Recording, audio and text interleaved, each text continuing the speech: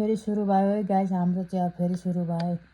के अरे अलिअलि यसो दुबो देखिन थालेको थियो, अलिअलि भन्दा पनि पुरा दुबै देखिन थालेको थियो। यति हरियो ग्रास बन्ने थियो, दुबो देखिन थालेको थियो। आज बिहान कति बजीदेखि सुरु भएको मलाई चाहिँ थाहा भएन। बिहान म त काममा पसिहालेँ। बिहान जाँदा त बिहानै 5 बजी हिँड्छु नि त म यहाँबाट, घरबाट। अनि ठिकै थियो, चिसो चाहिँ थियो।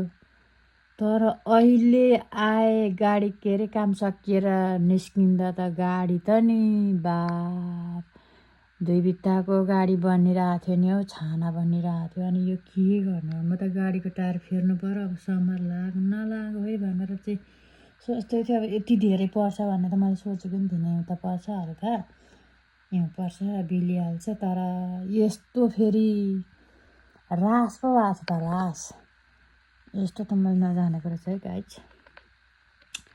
यस्तो धेरै पऱ्यो नि, फेरि यति धेरै पऱ्यो नि, हेर्नु होला। दिन त बिग्रिगयो नि, यति सफा न सफा भएको थियो।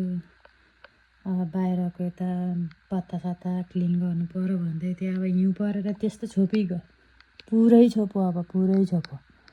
अब टायर फेर्नु पऱ्यो भन्ने कुरा हुँदै थियो। अब चुपचाप लागेर फेरि अलि दिन चुपचाप लागेर अब सुत्दा भयो गाइस।